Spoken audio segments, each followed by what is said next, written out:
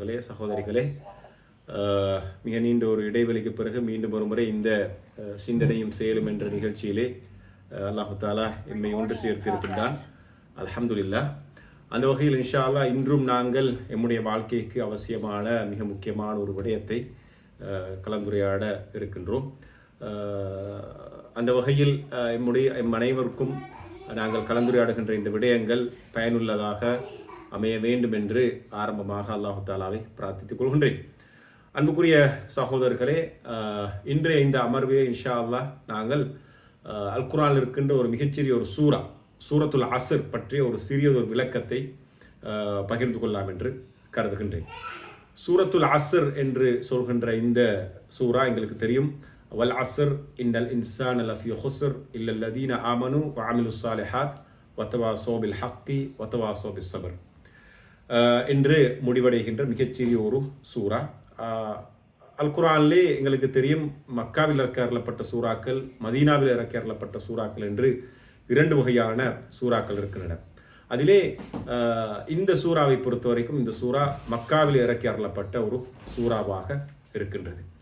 உண்மையில் இந்த சூறாவுடைய பிரதானமான மையக்கருத்தாக இருப்பது மனிதனுடைய உண்மையான வெற்றி எதிலே தங்கியிருக்கின்றது, மனிதனுடைய உண்மையான தோல்வி எதிலே தங்கியிருக்கின்றது என்பதை தெளிவுபடுத்துவதாகவே இந்த சூறா அமைந்திருப்பதை பார்க்கின்றோம். அந்த வகையில் இந்த சூறாவுடைய மொழிபெயர்ப்பை நாங்கள் நோக்குகின்ற போது வல் அஸ்ர், காலத்தின் மீது சத்தியமாக என்று அல்லாஹு தாலா இந்த சூறாவை ஆரம்பிக்கின்றான். பிறகு இன்னல் இன்சான லஃபீ ஹுஸ்ர், நிச்சயமாக மனிதன் நஷ்டத்தில் இருக்கின்றான் என்று அல்லாஹு தாலா குறிப்பிடுகின்றான். மூன்றாவதாக இல்லல்லதீன ஆமனு, ஈமான் கொண்டவர்களை தவிர, வ அமிலுஸ் ஸாலிஹாத், நற்கர்மங்கள் செய்தவர்களை தவிர, வதவாஸௌ பில் ஹக்கி வதவாஸௌ பிஸ் ஸப்ர், சத்தியத்தை பரஸ்பரம் ஏவிக்கொண்டவர்களும் பொறுமையை பரஸ்பரம் ஏவிக்கொண்டவர்களும், இந்த 4 பண்புகளை பெற்றவர்களை தவிர மற்ற மனிதன் நஷ்டத்தில் இருக்கின்றான் என்று இந்த சூரா குறிப்பிடுவதை பார்க்கணும். இது ஒரு மிகச்சிறிய ஒரு சூரா. இந்த சூரா உடைய ஆரம்பம் ஒரு சத்தியத்தில் ஆரம்பிக்கின்றது, மனிதனை பற்றி பேசுகின்றது, மனிதனுடைய வெற்றியும் தோல்வியும் எதில் தங்கியிருக்கிறது என்பது பற்றி சொல்கின்ற ஒரு சிறிய ஒரு சூறாவாக இருப்பதை பார்க்கிறோம். அந்த வகையில் 2 சஹாபாக்கள், நபித்தோழர்களை இருவர் சந்தித்து கொண்டால் அவர்கள் இந்த சூறாவை ஓதாமல், ஒருவர் மற்றவருக்கு ஓதி காண்பிக்காமல் அவர்கள் திரும்பி செல்ல மாட்டார்கள், அவர்களுடைய சந்திப்பை முடித்து கொள்ள மாட்டார்கள் என்று அவர்கள் குறிப்பிடுகின்றார். பிறகு அவர்கள் ஒருவருக்கொருவர் சலாம் சொல்லிவிட்டு திரும்பி செல்வார்கள் என்று அவர் குறிப்பிடுகின்றார்.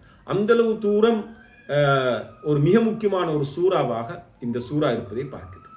அதே நேரத்தில் இமாம் ஷாஃபிஈ ரஹ்மஹுல்லாஹ் அவர்கள் குறிப்பிட்டார்கள், அல்லாஹு தாலா இந்த சூறாவை மாத்திரம் இறக்கி அருளியிருப்பது போதுமானது மனித சமூகத்துக்கு, அதாவது ஆதாரமாக இருப்பதற்கு இந்த சூறா மாத்திரம் போதுமானது என்று சொல்லிவிட்டவர்கள் சொல்கின்றார்கள், அதிகமான மனிதர்கள் இந்த சூறா பற்றி, இந்த சூறா சொல்கின்ற கருத்து விடயத்திலே பொடுபோக்காக இருக்கின்றார்கள் என்று அவர்கள் குறிப்பிடுகின்றார்கள். எனவே இந்த சூறா ஒரு மிக முக்கியமான ஒரு செய்தியை எமக்கு சொல்வதை பார்க்கின்றோம். முதலாவதாக இந்த சூறாவுடைய முதல் வசனம் வல் அஸ்ர், காலத்தின் மீது சத்தியமாக என்று அல்லாஹு தாலா குறிப்பிடுகின்றான். அல்லாஹு தாலா குர்ஆனிலே எக்கச்சக்கமான விடயங்கள் மீது சத்தியம் செய்கின்றான். அதில் மிக முக்கியமான விடயம்தான் காலத்தை குறிக்கின்ற பிரயோகங்களின் மீது அல்லாஹு தாலா சத்தியம் செய்கின்றான். காலத்தின் மீது சத்தியமாக, வல் ஃபஜ்ர், அதிகாலை பொழுதின் மீது சத்தியமாக, வத்துஹா, முற்பகல் மீது சத்தியமாக, வஷம்ஸ், சூரியன் மீது சத்தியமாக, வல் கமர், சந்திரன் மீது சத்தியமாக. ஏனென்றால் சூரியன் சந்திரன் இரண்டும் காலத்தை குறிப்பதற்காகத்தான் அல்லாஹு தாலா வைத்திருக்கிறார் என்று இன்னொரு வசனத்திலே குறிப்பிடுவார். இப்படி காலத்தை குறித்து சொல்கின்ற பல விடயங்களை அல்லாஹு தாலா அல் குர்ஆனிலே சத்தியமிட்டு சொல்லியிருக்கிறார். அந்த வகையில் இந்த இடத்திலே அல்லாஹு தாலா வல் அஸ்ர், காலத்தின் மீது சத்தியமாக என்று சொல்கிறார். மனிதன் முதலாவதாக அறிந்து கொள்ள வேண்டிய ஒரு மிக முக்கியமான யதார்த்தம், நான் காலத்தால் வரையறுக்கப்பட்டவன். எனக்கு அல்லாஹு தாலா ஒரு குறித்து ஒரு காலத்தை தந்திருக்கின்றான். அந்த காலம் எவ்வளவு என்பதை எந்த ஒரு மனிதனும் அறிய மாட்டான். எந்த நாளில் ஒருவன் பிறக்கின்றான், எந்த சந்தர்ப்பத்தில் அவன் மரணிக்கின்றான் என்பதை ஒரு மனிதன் பிறப்பதற்கு முன்னர் அவன் அறிவதில்லை. அவனால் தீர்மானிக்க முடியாது. அவனால் தீர்மானிக்க முடியாத ஒரு விடயம்தான் ஒருவன் எப்போது பிறக்க வேண்டும், இப்போது மரணிக்க வேண்டும் என்ற அந்த விடயம். இந்த இரண்டு விடயத்தையும் அல்லாஹு தாலா தீர்மானிக்கிறார். இந்த பிறப்புக்கும் இறப்புக்கும் மத்தியில் அல்லாஹு தாலா எம் ஒவ்வொருவருக்கும் ஒரு காலத்தை தந்திருக்கிறார். அந்த காலத்துடைய பெருமதியை ஒருவர் புரிந்து கொள்ள வேண்டும். ஏனென்றால் ஒரு மனிதனிடத்தில் இருக்கின்ற முதலீடாக கேபிட்டலாக இந்த காலம் தான் இருக்கிறது. ஒரு வியாபாரியிடத்தில் பல கோடி ரூபாய் பெறுமதியான முதலீடு இருக்கிறது என்றால் அதனை கொண்டுதான் அவர் தன்னுடைய வாழ்க்கையை, அதாவது அன்றாட வாழ்க்கையுடைய ஜீவனோபாயத்தை கொண்டு செல்கிறார் என்றால் ஒரு மனிதனுடைய வெற்றிக்காக அல்லாஹு தாலா கொடுத்திருக்கின்ற முதலீடாக இந்த காலம் இருப்பதை பார்க்கணும். காலம் என்பது பெருமதியான உண்மையிலே ஒரு மனிதர் குறிப்பிட்டார், நான் நீண்ட காலமாக இந்த சூரத்துல் அஸ்ரை ஓதி வருகின்றேன், அவனுடைய கருத்தை விளங்கி வருகின்றேன். ஆனால் அண்மையில் தான் ஒரு மனிதரை சந்தித்த போதுதான் இந்த சூரத்துல் அஸ்ருடைய அந்த உண்மையான விளக்கத்தை நான் அறிந்து கொண்டேன். அவர் சொல்கின்றார், ஒரு பனிக்கட்டி வியாபாரி, பனிக்கட்டிகளை விற்கின்ற அல்லது ஐஸ் விற்கின்ற ஒரு வியாபாரி இப்படி கூவி அழைக்கின்றார், யாருடைய முதலீடு அழிந்து செல்கின்றதோ அவருக்கு உதவி செய்யுங்கள், யாருடைய முதலீடு அழிந்து செல்கின்றதோ அவருக்கு உதவி செய்யுங்கள் என்று அவர் அழைத்து மக்களிடத்திலே தன்னுடைய வியாபாரத்தை மேற்கொள்கின்றார். அவர் பனிக்கட்டியை விற்கின்றார், ஐஸை விற்கின்றார். உண்மையிலே பனிக்கட்டி என்பது அல்லது ஐஸ் என்பது அது நீண்ட நெடிய நேரம் வெளியிலே இருக்காது, அது கரைந்து விழுந்துவிடும். அது போன்றுதான் நம்முடைய ஆயுள் என்பது. நமக்கு ஒரு ஆயுள் இருக்கிறது என்றால் அந்த ஆயுள் ஒவ்வொரு நாளும் கரைந்து சென்று கொண்டிருக்கிறது. கரைந்து சென்றிருக்கின்ற அளவை நாங்கள் அறிவோம், எந்த அளவு தூரம் எஞ்சி இருக்கிறது என்பதை நாங்கள் அறிய மாட்டோம். உதாரணமாக ஒருவர் 60 வருடங்கள் தான் வாழ்வார் என்றிருந்தால் அவர் இப்போது 40 வருடங்கள் வாழ்ந்திருக்கிறார் என்றால் அவருடைய ஆயுளே 2/3 பகுதி நிறைவடைந்திருக்கிறது. 2/3 பகுதி நிறைவடைந்திருக்கின்றது, 1/3 பகுதி எஞ்சி இருக்கிறது. உண்மையிலே ரசூல் ஸல்லல்லாஹு அலைஹி வஸல்லம் அவர்கள் சொன்னார்கள், இந்த உம்மத்துடைய ஆயுட்காலம் என்பது 60க்கும் 70க்கும் இடைப்பட்டது. உண்மையிலே 60 வருடம் கடந்து ஒருவர் வாழ்கிறார் என்றால் அல்லது 70 வருடம் கடந்த பிறகும் ஒருவர் வாழ்ந்து கொண்டிருக்கிறார் என்றால் அவர் உண்மையிலே அவருடைய ஒவ்வொரு நாளையும் போனஸாகத்தான் கழித்துக் கொண்டிருக்கிறார். அவருக்கு ஒவ்வொரு நாளும் அந்த நாட்கள், நிமிடங்கள், மணித்தியாலங்கள்லாம் போனஸாகத்தான் கிடைக்கிறது.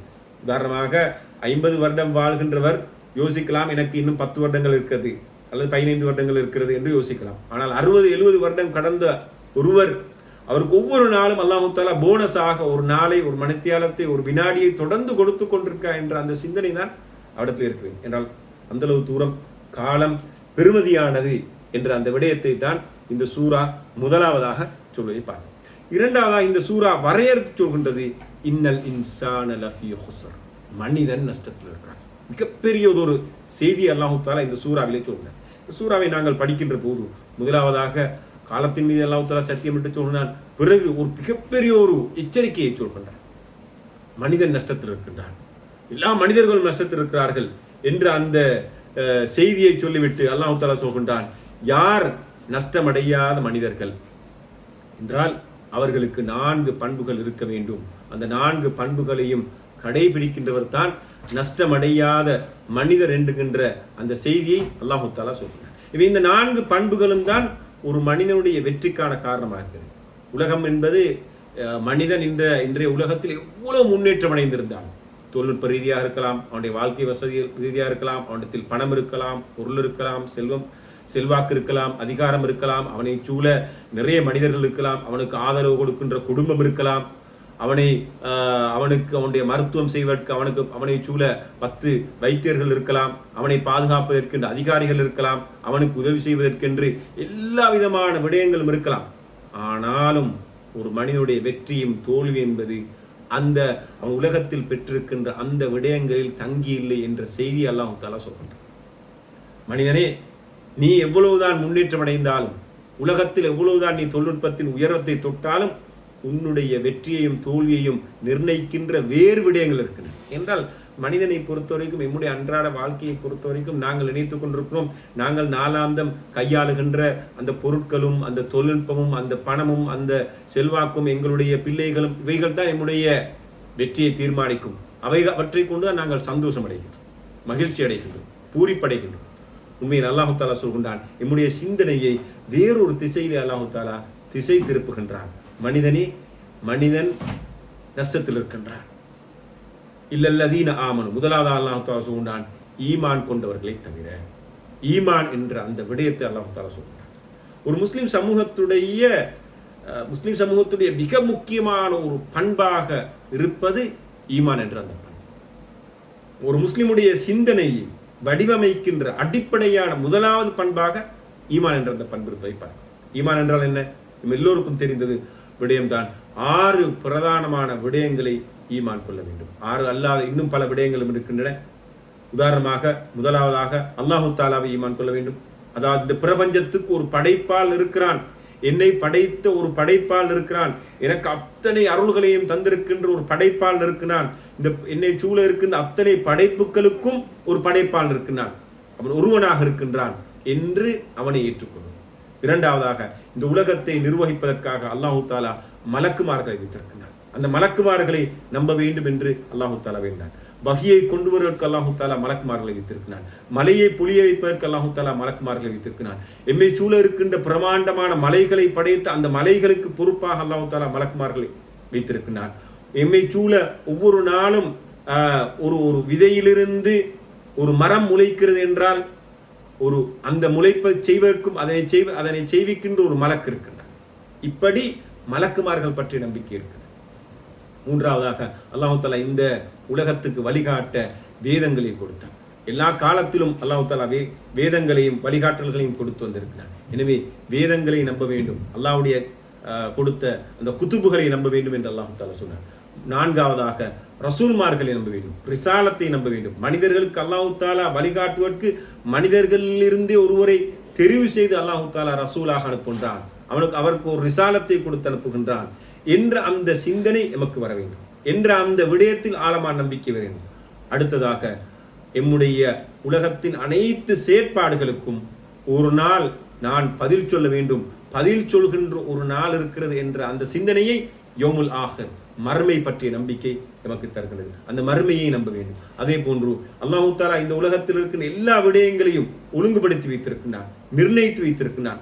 அல்லாஹு தஆலா மனிதனுடைய செயற்பாடுகளை கலாகதிர் அடிப்படையிலே ஒழுங்குபடுத்தி வைத்திருக்கிறான் என்ற அந்த விடயத்தை கலாகதிரை நம்ப வேண்டும். இப்படி 6 பிரதானமான அம்சங்களை நம்ப வேண்டும். இதுவல்லாது சுவர்க்கத்தை நம்ப வேண்டும், நரகத்தை நம்ப வேண்டும், சராத்தை நம்ப வேண்டும், சுவர்க்கத்துடைய அதாவது இன்பங்களை நம்ப வேண்டும், நரகத்துடைய வேதனைகளை நம்ப வேண்டும். இப்படி முன்னைய நபிமார்களை நம்ப வேண்டும். அல்லாஹு தஆலா குர்ஆனில் குறிப்பிடுகின்ற முன்னைய சமூகங்கள் பற்றிய எல்லா செய்திகளையும் நம்ப வேண்டும் என்று அல்லாஹு தஆலா நம்பிக்கை சார்ந்த ஒரு விடயத்தை தெரிவித்தார். இந்த சிறப்பம்சம் முஸ்லிம் அல்லாதவர்களுக்கு கிடையாது. முஸ்லிம் அல்லாதவர்கள் கண்ணால் பார்க்கின்ற விடயங்களைத்தான் நம்புகின்றார்கள். ஆனால் முஸ்லிம்களை பொறுத்த வரைக்கும் அவர்கள் கண்ணால் காணாத மறைவான விடயங்களை நம்புகின்றார்கள். மறைவான விடயத்தை நம்புதல் என்பது எம்முடைய வாழ்க்கையை ஒழுங்குபடுத்துகின்ற, எம்முடைய வாழ்க்கைக்கு வெற்றியை பெற்றுக் கொடுக்கின்ற முதலாவது விடயமாக இருக்கிறது. எனவே இந்த ஒவ்வொரு நம்பிக்கை பற்றியும் எந்தளவு தூரம் எமக்கு அறிவு கிடைக்கின்றதோ அந்தளவு தூரம் நாங்கள் மார்க்கத்தை கடைபிடிக்கின்றவர்களாக, வெற்றியை நோக்கி பயணிக்கின்றவர்களாக நாங்கள் இருப்போம். இந்த ஒவ்வொரு விடயம் பற்றிய அறிவு எமக்கு அவசியப்படுது. அல்லாஹ் பற்றிய அறிவு அவசியப்படுகின்றது, மலக்குமார்கள் பற்றி, வேதங்கள் பற்றி, ரசூல்மார்கள் பற்றி, மறுமை நாள் பற்றி, கலாகதிர் பற்றி, இவையெல்லாம் பற்றிய அறிவை எந்தளவு தூரம் நாங்கள் வளர்த்து கொள்கின்றோமோ அந்தளவு தூரம் எனக்கு வெற்றியை நோக்கி இலகுவாக செல்ல முடியும் என்ற அந்த செய்தியை பார்ப்போம். இரண்டாவதாக அல்லாஹு தஆலா சொல்கின்றான், வஅமிலுஸ் ஸாலிஹாத். ஒரு அருமையான விடயம். உலகத்தில் எல்லோரும் செயற்படுகின்றார்கள், எல்லோரும் அமல் செய்கின்றார்கள், எல்லாரும் நாளாந்த ஒவ்வொருவரும் இந்த உலகம் இயங்கிக் கொண்டிருக்கிறது. உலகம் இயங்கிக் கொண்டிருக்கிறது என்றால் மனிதர்கள் தொடர்ந்தும் செயற்பட்டு கொண்டே இருக்கிறார்கள். நல்லதையோ தீயதையோ அவர்கள் செய்து கொண்டே இருக்கிறார்கள். ஆனால் அல்லாஹு தஆலா ஒரு முஸ்லிம் செய்ய வேண்டிய செயற்பாட்டை வரையறுக்கின்றான். அந்த செயற்பாடு எப்படி இருக்க வேண்டும் என்று சொல்கின்றான். வஅமிலுஸ் ஸாலிஹாத். வெற்றி பெற வேண்டும் என்றால் அவர் அமல் செய்வதல்ல, அமலுஸ் ஸாலிஹாத் செய்ய வேண்டும், நற்கர்மங்கள் செய்ய வேண்டும். இந்த இடத்தில் அல்லாஹு தஆலா இந்த அமலுஸ் ஸாலிஹுக்கு 2 பண்புகளை வைத்திருக்கிறான். ஒன்று, எந்த ஒரு செயற்பாடாக இருந்தாலும் அதனை அல்லாஹுக்காக செய்ய வேண்டும். இது அதாவது ஒரு மனிதனுடைய சிந்தனையோடு நாளாந்த செயற்பாட்டோடு இணைந்து பயணிக்க வேண்டிய ஒரு விடயம் இஹ்லாஸ் என்ற விடயம். அவ்வளவு முக்கியமான ஒரு விடயம். அல்லாஹ் தஆலா சொல்கிறார், வஅமிலுஸ் ஸாலிஹ். நீங்கள் செயற்படுங்கள் என்று சொல்லவில்லை, செயற்பாட்டை அல்லாஹ்வுக்காக வைத்துக் கொள்ளுங்கள் என்று அல்லாஹ் தஆலா சொல்கிறார். இல்லாத போது வெற்றி அடையும். உலகத்தில் எவ்வளவு பேர் செயற்படுகின்றார்கள். உலகத்திலே ஒரு செல்வந்தன் செயற்பாட்டு தன்னுடைய காலத்தை, நேரத்தை முற்று முழுதாக அவன் தன்னுடைய அதாவது செயலில் ஈடுபடுத்தி அவன் பெரும் கோடீஸ்வரனாக பில்லியனராக மாறுகின்றான். ஆனால் அவன் வெற்றி பெற மாட்டான். ஒருவர் செயற்பட்டு நாளாந்தம் காலை முதல் மாலை வரை உழைத்து தன்னுடைய வாழ்க்கைக்காக குடும்பத்துக்காக என்று உழைத்து அவர் தன்னை ஒரு பெரிய மனிதராக மாற்றிக்கொண்டார். ஆனால் அவர் வெற்றி பெற மாட்டார். இந்த 2 பண்புகளையும் இந்த அமலோடு இணைத்துக் கொள்ளாவிட்டார். முதலாவது இஹ்லாஸ் என்ற பண்பு. இஹ்லாஸ் எந்த ஒரு செயற்பாடாக இருந்தாலும் இஹ்லாஸாக செயற்பட வேண்டும். இஹ்லாஸ் இல்லாமல் ஆயிற்று. 2வது மிக முக்கியமான ஒரு அழகான ஒரு முறையை அல்லாஹ் தஆலா ஏற்படுத்தி வைத்திருக்கிறான். ஒரு முஸ்லிமுடைய எல்லா செயற்பாட்டையும் ஒரு மனிதரோடு, ஒரு மகத்தான மனிதரோடு அல்லாஹ் தஆலா தொடர்படுத்தி வைத்திருக்கிறார். அதான் ரசூல் ஸல்லல்லாஹு அலைஹி வஸல்லம் என்னுடைய வாழ்க்கையில் எந்த ஒரு செயற்பாடாக இருந்தாலும் அந்த செயற்பாட்டை நான் ரசூலுல்லாஹ்வுடைய வாழ்க்கை முறையை பின்பற்றி செய்கின்றேன். நான் இத்திபா ஒரு ரசூல் 2வது நிபந்தனை. இப்போ எவ்வளவு அழகாக அல்லாஹ் தஆலா தொடர்படுத்துகிறாங்க பாருங்க. ஒரு அமல் செய்யப்படுகின்ற போது அந்த அமல் இறைவனோடும் தொடர்பட வேண்டும். அந்த அமல் செய்யப்படுகின்ற போது அந்த அமல் இறை தூதரோடும் தொடர்பட வேண்டும். இஹ்லாஸும் இருக்க வேண்டும். இத்திபா ஒரு ரசூல், அல்லாஹ்வுடைய ரசூலை பின்பற்றும் இருக்க வேண்டும். வெற்றி பெற வேண்டும் என்றால் இந்த 2வது பண்பை நாம் ஒவ்வொருவரும் பூர்த்தி செய்ய வேண்டும். இது மிக முக்கியமானது.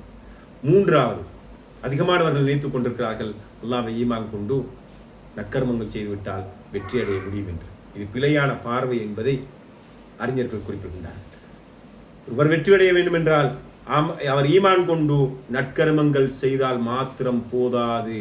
இந்த சூராவில் இருக்கின்ற 3வது வசனம், ஒரு வசனம் 4 பண்புகளை தொடராக சொல்கின்றது, இடைவிடாமல் சொல்கின்றது.